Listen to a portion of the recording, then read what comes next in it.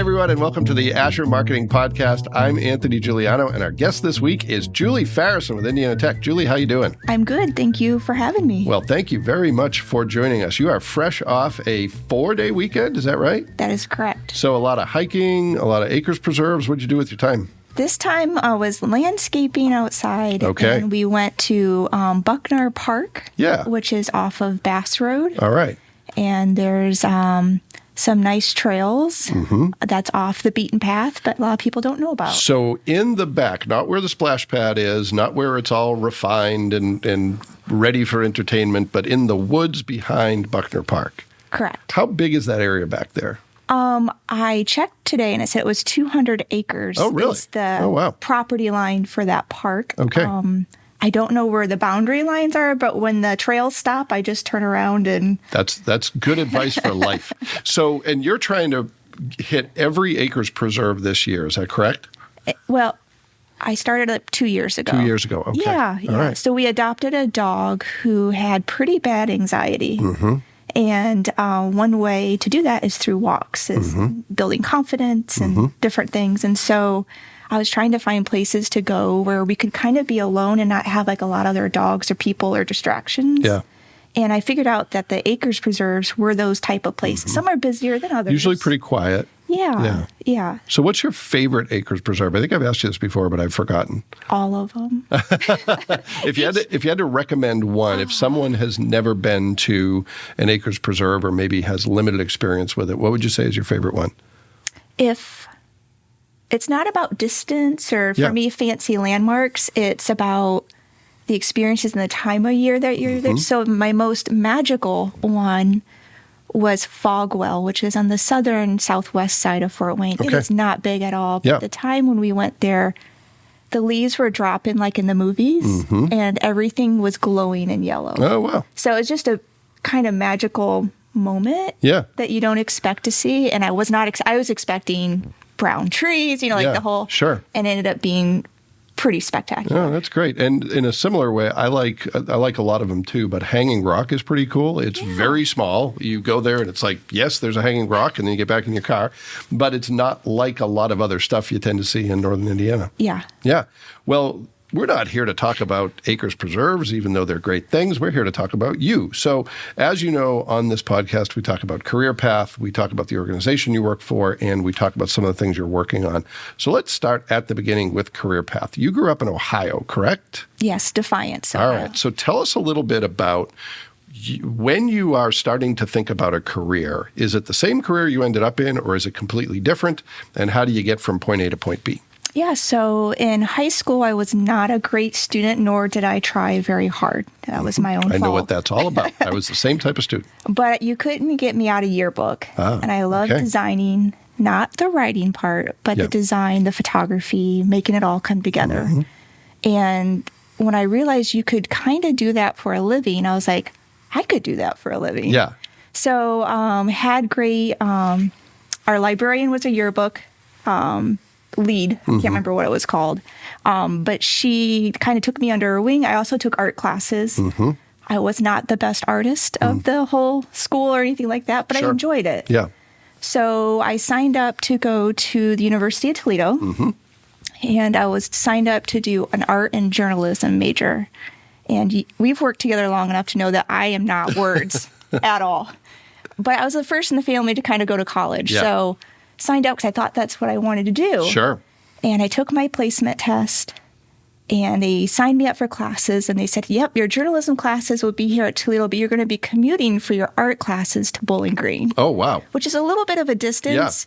Yeah. And in winter, the roads aren't super great. And so I said, you know what, just drop me from my classes. And then I went out to my car with my mom. I'm like, Mom, I just dropped out of college. She's like, what?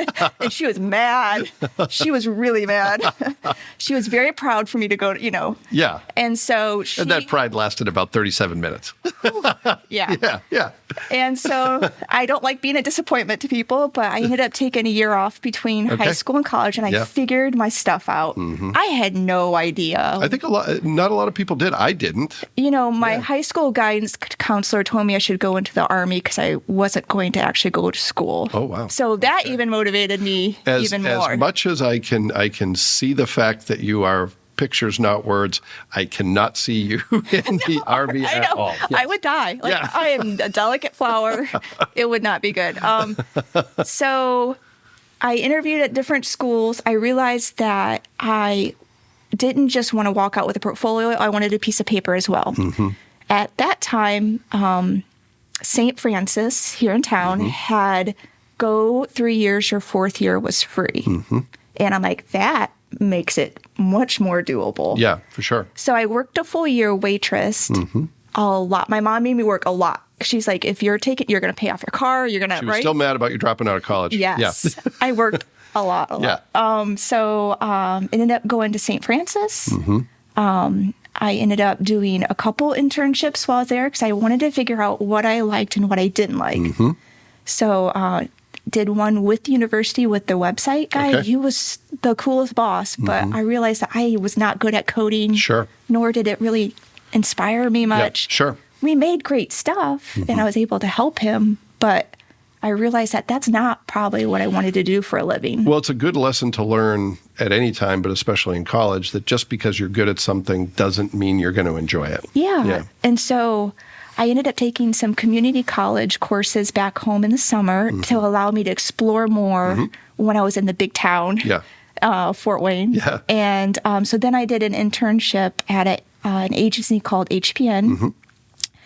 And that internship went really well because the person before me slept the entire time. So I just had to show up and be conscious. Just be awake, and you're already hitting the ball out of the park. Yeah. And so I did okay, I think. And then I was lucky enough to get a job there right out of college. And the thing I loved about working there as one of our main clients was St. Francis, the college that I just... So you had some familiarity and some relationships. Yeah, so it made it simple to work on that client, and I really enjoyed it. We had other clients like Tower Bank and Aunt Millie's Bread, and so there was a variety of clients to work on. And I think that's what I liked most about that was the variety and just kind of figuring out what I liked and what I didn't like. Yep. And then I got a call from Asher. So what was your... I obviously remember working with you for a few years, but what was your foot in the door with Asher? Was it someone who knew you here? What was the connection? I remember I got a call. My husband came out to me and said, Tom Bumblebee is calling for you. And I'm like, who is calling? And I knew Tim Brumbelow in town was a local photographer. And I'm like, oh, he just got the name confused and whatever. And so it was Tom Borney who gave me a call. Not Tom Bumblebee. Yeah. Correct. Yeah. And so I'm like, hi. And he's just like, I hear you're looking. You're surprised there wasn't buzzing on the phone. Yeah. And he's like, I hear you're looking for a job. And I'm like, yes, sure. Absolutely. So I was really lucky in the situation that they contacted me. Okay. I did not have my resume portfolio ready or my portfolio ready. So I spent that whole weekend prepping. Okay. Because I wasn't ready for anything. And came in and did the interview. All right. And Matt Georgi was creative director at the time. Is that true? That is correct. All right. Okay. Yeah. So you're here for about 3 years, if I remember correctly. And then where do you go from there? I get a call from Vera Bradley that they had an opening. Yep. So the time was right to make a switch. Yep. And I was lucky enough to join their team. And I learned so much about retail and just what a big company is like, right? Like the ins and the outs and the variety of projects and the creativeness with that company was very different from the other kind of B2B and... Well, it's a design-first company, and most other businesses are not that. So they're a very generous company as in training and experiences and growth. So it was an unbelievable experience that I'm still grateful to this day for. Yeah. Yeah. Yeah. And you go from Vera to Indiana Tech, correct? That is correct. And you've been in Indiana Tech now for how long? I am finishing up on 8 years. Oh, wow. So, yeah. Okay. We're finishing up 7, going on to my 8th. Okay. Yeah. I didn't realize it had been that long, and I thought you were at Asher longer, so my math is wrong in all places. So Your team at Indiana Tech, talk a little bit about the folks you work with, because you have some folks who report to you. You work alongside some others, some of whom have been on the podcast. But tell me a little bit from your perspective about the team you work with every day. So when I started there, the team was much smaller, and they were doing incredible work with the amount of people that they had within the department. And over the past few years, we've been lucky to have some growth. So we can hire people to do those special things and do them really well. So our current team structure, we have a VP of marketing, Brian Engelhart. So he manages or he looks over the managers of the department. And there's three of us. There's Matt Bear, I'm going to get titles wrong. That's okay. Kind of like the no one will know that they're wrong. So you can make up. Matt's the mosquito abatement coordinator at Indiana Tech. You can make up whatever title you want. He's like he's kind of in charge of communications, PR side, that kind of stuff. Yeah. He's also our writer and our proofer. So he is. So you don't have to write. Thank goodness. There you go. You do not want me writing. Jenny Murphy's, and so Matt also kind of, when you think about agents leave, he's kind of like the AE for traditional admissions. Okay. So he's kind of like the gatekeeper of everything going on with them and kind of the wheelhouse. And then Jenny Murphy, she's kind of in charge of our online program. It used to be called CPS. We're just transitioning that right now. So she knows everything that's going on with our adult students, whether that's from a certificate, an associate's, bachelor's, all the way up to PhD. Also does military, helps with LAMPRO, which is our Latin American MBA. Correct. Yeah. And so she has a wide breadth of different degree options, but all kind of that audience that's not your traditional student. The student who wouldn't likely live on campus or play a sport. It's the one who is taking classes online. They'll get the degree from Indiana Tech, but they may never see the Fort Wayne campus or only in a limited way. Yeah, and then I'm the creative director, and so I kind of see the look and the feel of everything that's going out. Does it match our brand guidelines? Is our logos being used correctly? Is this our best foot forward visually to explain what's happening with their university? And so I manage the graphic design team. There's two people, Sarah Strachey and Elle Helm, who's our newest hire, and Randy Smith, who's our photo video director. And then Matt, who is the traditional, the proofer, the writer, he also manages the web team, which is of two people. One position's empty currently, and Joel Kuhn, who is basically the Swiss Army knife of our department. There's probably a jackknife as part of his Swiss Army knife because he has so many different skills. He knows so much, and he's so kind about when you ask questions that you have no idea what you're talking about. He'll take the time to explain it to make sure you understand truly what's happening. And Matt also manages Amber Owens, who is our social media manager, who does an incredible job of anything social media related. Yeah, she has a big job. So tell us from your perspective, we've had the benefit of having some other Indiana Tech folks on the podcast, but tell us about Indiana Tech from your perspective. My recollection, because I remember you and I talking when you first started there, is that you knew higher education was something you had an interest in, but if I remember correctly, you didn't know a lot about Indiana Tech. It was kind of a mystery to you. So what have you learned, and what's your vision of the university now? So what I learned was I like working for places that kind of supports the underdogs. And Indiana Tech was founded on a need that needed to be filled of troops coming back with the GI Bill that had money to use towards advancing themselves and gave it a way that was possible with classes not necessarily structured 9 to 5. And that was kind of unheard of for that time. And so that's the part I'm fascinated that they didn't structure towards your traditional students. They were truly there to support the students who already had families or were about ready to start families at a time when that wasn't the norm. And they also supported international students, was also not the norm. So they truly wanted to help anyone who wanted to benefit themselves. And I think that's something that we don't talk enough about, and I think we should talk about. And it's something that that benefiting of the older adults and international students is something that's carried forward to today. Yeah. Yeah, I would certainly agree with that from my own experience. When I was looking at options, this is back in the early 2000s, Indiana Tech, I was sold because I was like, I have a young child. I have a fairly complex job. I can't do an MBA the way people do it for the most part. And Indiana Tech was a great option and turned out to be perfect for me. It was very unique at the time, and that's not even all that long ago. So it seems like that's kind of woven into the legacy. Mm-hmm. So how does that impact your work? Is it just that it motivates you, or do you actually use that motivation as a creative director at Indiana Tech?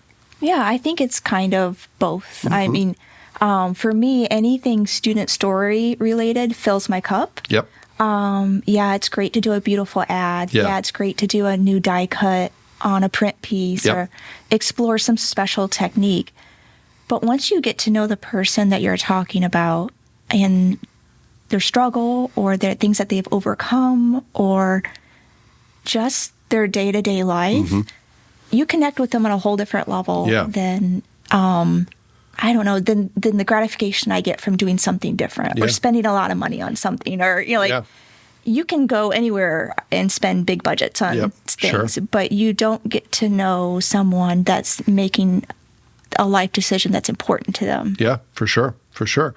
So, Julie, let's talk about some of the things that you're working on, some of the bigger projects, and only talk about what you're comfortable talking about. But what are some of the things that are on your mind, maybe keeping you up at night? Maybe you're thinking about them as you're walking around Acres Preserves or Buckner Park trying to figure them out. What are some of the bigger projects that are on your plate right now? Yeah, so a couple of them are we're working on our new commercial series with Asher. Well, thanks for working with us on that. We love that work. And it's for our adult population, our online audience, and it's getting those testimonials and the experience they had here and how did that benefit them or how did that change their trajectory moving forward. So we're just in the beginning stages of that. We got some stories down of some alums who have volunteered some information, and you guys went through and kind of rooted down to the ones where it's possible to capture their story. Yeah, and there was a wealth of options. It was just narrowing it down to logistically and otherwise. And in that process, you'll be working with Jen Roberts, who I think you worked at one point in your career, correct? Yes, we worked together at Vera Bradley. Yeah, she's great. I'm really thrilled to be able to work with her. So tell us more about that or other projects that you're working on. Yeah, and another one, so we have like a traffic meeting where we talk about jobs for the week. And so I had brought up that I found, I had sent to Amber, social media, there's this company that will send you a rotary phone, right? A rotary phone. All right. And in the back, there's a thing plugged in. This is where you probably would know more than what I would, but a thing plugged in that records voicemails. And so you rent this rotary phone for events or weddings, and people can leave you a message. Huh. And I was like, that's kind of cool. Like, I've never heard of it before. Yeah. And I was like, and of course, they had an orange phone. So I'm like, and they have an orange one. Okay. So that could work. But what thought that triggered was, we're coming up on our 100th anniversary, and we still have 3 living presidents. Yeah. I think we need to capture their voice. Oh, wow. We have their words. Yeah. But how awesome would it be if we had Keene's voice from back in the day of saying what he wants to motivate students to, what to look forward to, Sure. And so I was like, I think we need to get some sort of audio. Like a verbal history of that. That's interesting. Yeah. So that was just a rotary phone ad off of Instagram. Yeah. Morphed into, I think we need to capture their stories through audio as well as the words. Yeah. And then we can have that for future uses. So one lives in Florida. Yeah. I don't know if we'll get to go there. Yeah. That would be a great trip to plan in like February. Right. But he comes back often enough. Yeah. One lives in New Haven. I can't remember. I think Cincinnati is one of the other presidents. So that's literally just something that we just talked about today about we think this might be a good idea to do. And does it benefit students? Not necessarily directly, but it also helps capture history a little bit, which sometimes we have a lot of history about it, and sometimes we have a little bit. So I think it would help fill in some of those those spaces. No, I think that's a great idea. And one of the things that, as you were talking about the legacy of Indiana Tech in improving people's lives and doing so that in a way that was very forward-thinking and sort of ahead of its time, I'm always amazed at some of the stories I hear, people who work for NASA and people who have started million-dollar companies who graduated from Indiana Tech. And I think it was helpful for me as a student because when I started, I didn't know much about Indiana Tech. And I felt like I was taking a chance. And when I heard that, it was like, oh, this is a good decision.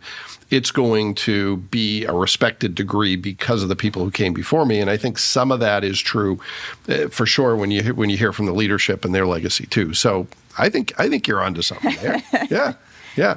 So that was today, and it went over okay. I don't know if we'll end up doing it or not, but it's just that's what's great about the department that we work in is that you're allowed to throw out ideas. There's never an idea that I don't think someone feels like they can't come forward with something. Yeah. So just having that transparency and being willing to listen to half-baked ideas and come up with another one was. We had the issue of this is not a sexy topic, but parking. And is this because, to give it some context, and if I'm wrong, just redirect me, the new Zollner building takes up what used to be a parking lot on a campus that didn't have a lot of parking. Yeah. Is that correct? That's correct. It's an interior to the campus parking lot, the only one. So it's very competitive to park there. Yeah. And so we are expanding our engineering building, and that parking lot will be permanently closed. And there was a giant crater, and we're like, how do you get students to notice that they can't park there anymore? And so Randy and Amber came up with a phenomenal video that had zero budget, involved construction paper in Randy's backyard, with his daughter jumping on a trampoline in a toy car, and some drone footage that we had already had. I think we might have shot a couple shots new, but it wasn't anything extensive. Yeah. And put this video together, and within like 6 hours, it was on a local news website. It must have been a slow news. Well, we've all benefited from that. Yeah. But to make a video with no budget to talk about something that's not sexy to end up on the news is kind of crazy. So those kind of projects are a lot of fun. Well, and I think what happens is when you work in an environment where there's no such thing as a bad idea until it's proven to be a bad idea. When people are open to hearing ideas, it really does spark more creativity. And in order for an idea to become fully baked, it has to be half baked at some point. So let's start with half baked, and we're halfway there. So you got to trust the team to do a good job. Yeah, right. Sure. And they just ran with it. Yeah, and they came back, and it was hilarious. Yeah, that's great. Well, I haven't seen that yet. I have to look for that. Well, that's pretty great. Yeah. All right. Well, we're going to pivot to the speed round of the show, where we talk about some of the same things we've already talked about, but in a more concise way. So let's start with career path. You had some stops and starts in college and then found something you really love, but you've made some job changes along the way. What have you learned about success in a career? What's the best advice you have for someone if you want to be fulfilled, if you want to love what you do? What's the secret to that from your perspective? I think you have to have an honest conversation with yourself. So when I was at Vera, our department and the entire design department was let go. And I was in the fetal position for 2 days. And my husband didn't see it coming, had no idea that was coming. Yeah. And my husband kept bringing me chocolates. And he's just like, okay. Good job, Joe. I know, right? And he was just like, okay, every day I want you to write down one thing you want from your next job. That's it. Oh, wow. Right? Okay. Just that's it. That's really great. Yeah. And I'm like, okay, I can do that. Yeah. As I eat my chocolate in bed. And so my first thing was like, I can't remember. I ended up with 5 total, and I can't remember all of them, but one was to work for a nonprofit. One was to have a transparent boss. One was to work for a smallish department. And so I just kind of, and then I figured out what I wanted, and then I knew I had to go after those things. Yeah. Yeah. And so for me, it was just truly being honest with yourself to identify what makes you tick and what do you really want. Now, that was after I worked at 3 places. So I had some history of what I liked and what I was like, that may not be for, for me. And so I was able to kind of direct what filled those buckets that meant something to me. Yeah. And got the call for Indiana Tech and actually told Brian I didn't think that was a good fit for me because I wasn't meant to be a creative director. Oh, really? And he goes, it's for 2 people. And I'm like, I might be able to do this. So what made you think, was it imposter syndrome? What made it think that you weren't cut out to be a creative director? Yeah, up to that point, I had been an art director, and I've never had a management position before. Yeah. Never thought I would have a management position before. Yeah. Or would have one in the future. And when I learned about how small it was, and it fit my buckets, like all 5 of my buckets, it fit. Yeah, that's pretty hard to come by. Yeah. Yeah. And so it was incredible. I was almost taken back, and I'll never forget in my interview with Brian, he asked me what my biggest weakness was. And I'm like, video. I have 0 experience. I was on set once or twice. Yeah. And the first 3 months, I think we made 16 videos. Wow. But we hired good people to help. Yeah. So I learned so much along the way, but he also trusted me to learn along the way. And they were allowed to hire people to help teach me. Yeah. And it ended up being fine. So I've had multiple times in my career, so I'm like, oh no, that's not for me. But at different times, people are like, no, it is, and try it, and it's okay. Well, I think there's some bookends there when you talk about early in your career trying things and kind of learning what was and wasn't for you, and then now further into your career, kind of doubling down on the things you're good at, and knowing that other people have the other stuff handled. That's a pretty great position to be in. Yeah. So that's advice that I would give, just to truly be honest with yourself of what makes you tick and what makes you happy. I think that's really good advice. And know that it's not always going to be the same as what other people want. Not at all, because I thought agency life was for me. That's the only thing I'm going to do. Yeah. And it became less of the competitiveness of your designs versus someone else's. Yeah. And more for me, what made me tick was working in a group to make our designs awesome and not so much me or mine. Yeah. That's what made me tick. And it took me a little bit to figure that out. Yeah, and I think you're really wise to talk about how you got to be honest with yourself. I've recognized that smaller organizations work better for me. And a lot of people aspire to, I want to work for the big corporate name, and that terrifies me.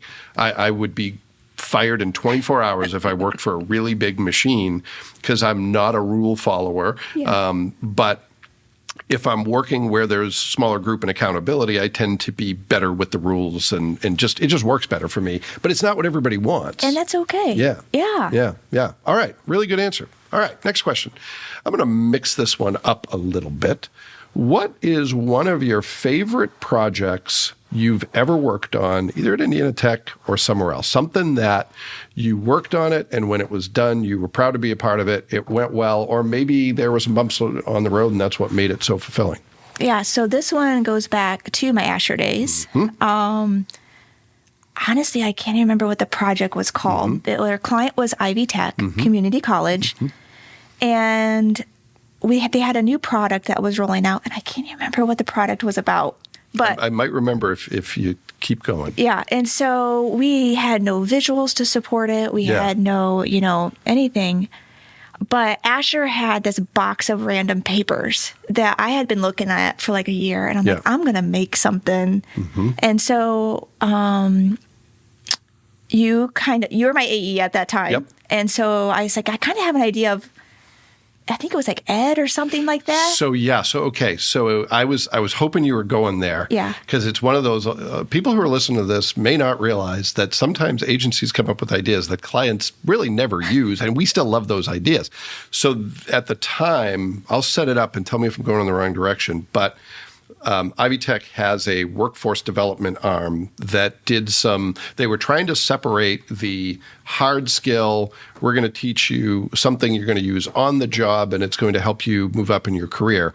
Those skills, they were trying to separate those from the more personal growth, personal fulfillment stuff. And the idea we came up with was to create this character named Ed. And, Ed would have a chef's hat if it was a culinary class. He would be in a yoga pose if it was a yoga class. And Ed was kind of the mascot.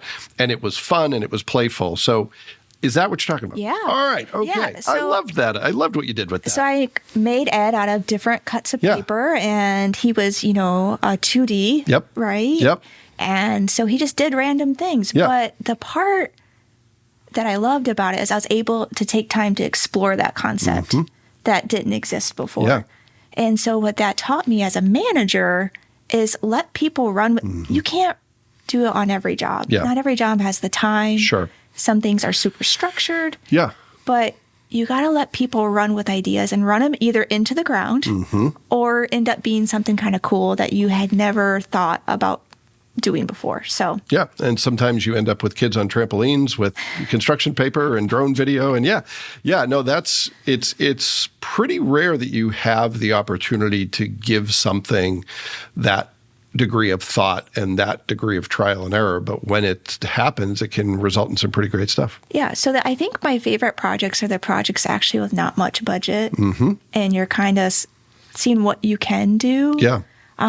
Those are kind of my favorite ones. My favorite video project that I've had to work on was, I think I was 6 months in at Tech, and we did a man on street type interviews. And that was very new for the students. They had not had much interaction being interviewed before. And so we said, hey, we sent out an email and was like, hey, we'll put $5 in your card for Starbucks. There's a Starbucks in campus. Yep. If you stop and talk to us. And so we preempted with that. Yep. And then we just asked them, what did you like about Tech? And depending on their answer, we asked them a couple more questions. And so it was what they wanted to talk about and what they felt comfortable sharing. And so I think we interviewed 200 students in 3 days. Wow. And the weather was good. So that always helps. It wasn't raining. Yeah. And so we were out in the middle of campus where sidewalks cross. And so very easy, accessible, areas. And then we kind of bucketed all that information, and then we made a series of 5 films that were told by the viewpoint of the student of what was great here. Yeah.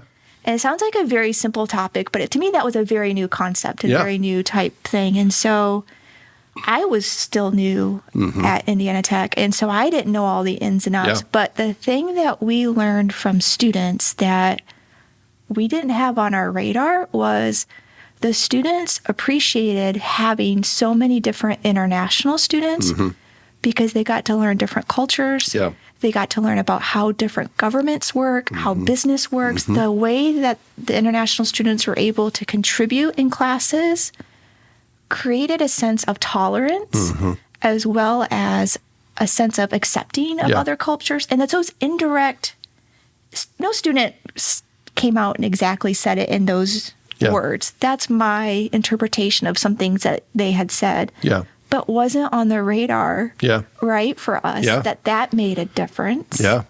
But they said it did. Yeah. And so... Well, they're the experts, right? So why not ask them what they like and hear their stories, Yeah, we looked out one day because someone must have pulled a fire alarm, so we scooted over close to that door, and we were like, hi. Was it you that pulled the fire alarm? No, okay. All right. No, but it was only from waist up, so pajama pants are fine. Yeah. All right. Well, that's great. Yeah, sometimes it's the simple stuff that's the most fun. Yeah. All right, last question. So... we've all been through a lot in the last 18 or so months. You've worked for an institution that's had to pivot, and not just students, but staff and faculty as well. What have you learned out of the pandemic that you maybe didn't know or wasn't as clear to you before that you think is going to stick with you for the rest of your career? So career related. Well, it doesn't have to be. It could be career related. It could be a bigger life lesson, whatever is most important to you. Yeah, I think right now, what I have learned from it is don't leave anything on the table. There's no guarantees. So if there's something you want to go after or something you want to do, you should do it by all means. Yeah. And so personally, like I haven't painted in 20 years. And so I have been eBaying some paintbrushes and some paints, and I'm excited to get back to painting. And I don't know why I took such a long, just life gets busy and different things. And I don't know why I took such a long break from it. Yeah. So that's my personal part. But from like a professional, I think the thing that I learned the most, because it's going to be it's very practical, is that our work environment is very much in person. And our team excelled on a dime, working from home. Yeah. We thought we were going to be bored and not have anything to do. We had 10 times more work than we ever knew so much what to communicate. At that time. Yeah. And everyone excelled and did an incredible job at what they were doing. No balls were dropped. Yeah. And the fact that you could go from a not working from home environment to having an incredible amount of workload to everyone doing whatever it took to get things done. Yeah. To me, that was pretty incredible. And I think it's because of our team and how great of a team we have. Yeah. Yeah. Well, that's a great lesson to learn. And it speaks to some of the things you've said earlier about being able to trust people and being okay with others having skills that surpass yours, because that's what makes your job ultimately a little easier, is when you can focus on what you do best. Yeah. Yeah. Well, Julie, thank you so much for doing this. Really appreciate your time and for sharing your story. This was really fun. I learned some things about you that I didn't know, and I felt like I knew a lot. So thanks. You're welcome. Thanks for having me join. And thanks for everyone who took the time to listen to this episode of the Asher Marketing Podcast. We will be back next week with another great guest, and we hope you'll join us then.